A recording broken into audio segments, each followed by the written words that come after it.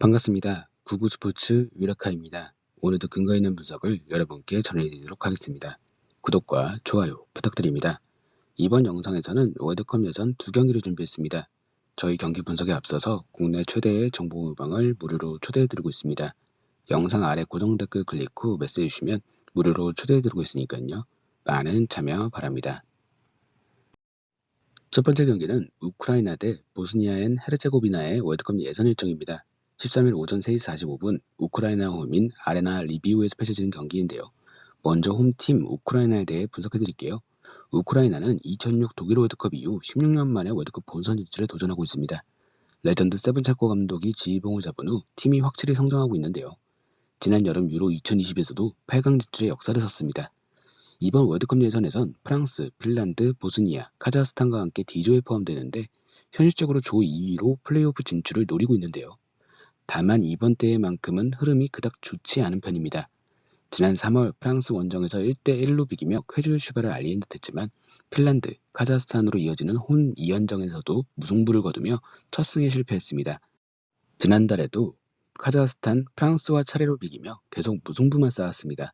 10월 A매치를 앞두고는 야rem축구, 야르몰렌코, 스테파넨코 등을 소집했지만 진첸코, 말리노프스키, 코노플리앙카, 모라에스 등이 부상 등의 이유로 소집되지 못했는데요. 다행히 생각했던 것처럼 경기력이 크게 떨어지지 않았습니다.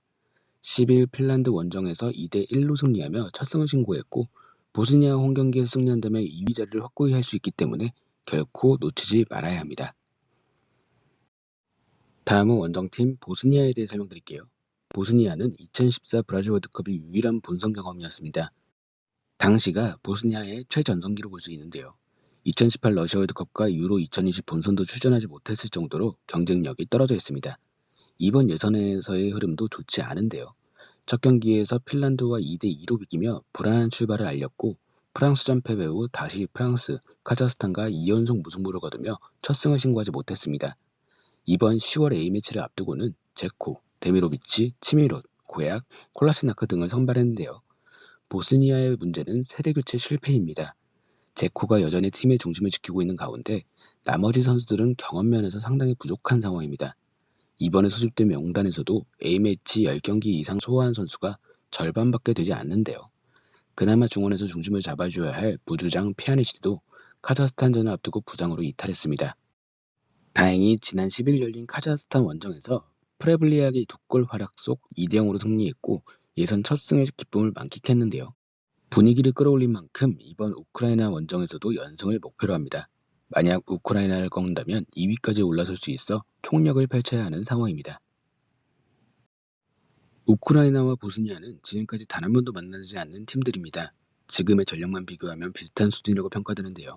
그래도 우크라이나가 근소하게 앞서 있다는 평가입니다.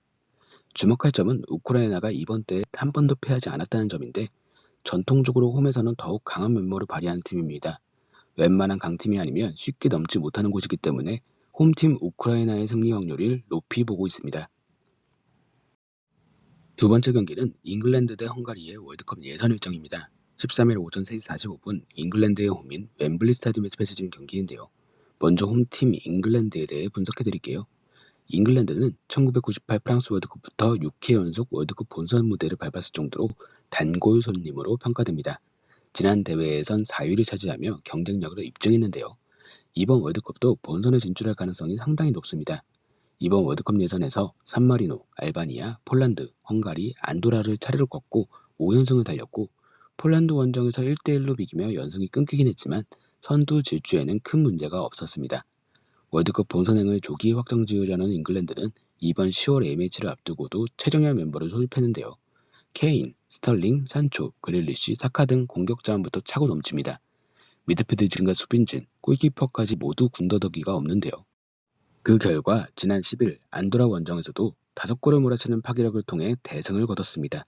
로테이션을 가동했는데 케인은 완전한 휴식을 취했을 정도인데요. 이번 헝가리전은 홈 경기이기 때문에 주전급 선수들이 선발로 나설 확률이 큽니다. 다음은 원정팀 헝가리에 대해 설명드릴게요. 과거 세계 축구계를 호령했던 헝가리지만 90년대 이후에는 축구계 변방으로 완전히 밀려났습니다. 월드컵 본선 무대를 밟는 것도 1986년 멕시코 월드컵이 마지막인데요. 이후 8번의 대회 모두 유럽 예선에서 탈락의 고배를 마셨습니다. 이번 대회의 전망도 밝지 않은데요. 잉글랜드, 폴란드, 알바니아, 안도라, 산마리노 등과 함께 I조에 포함되는데 잉글랜드는 물론이고 폴란드도 넘기 힘든 상대라고 평가됩니다. 시작은 좋았는데요. 지난 3월 폴란드와 1차전에서 3대3으로 비긴 뒤 산마리노와 안도라 등 약체를 차례를 걷고 무패를 달렸습니다.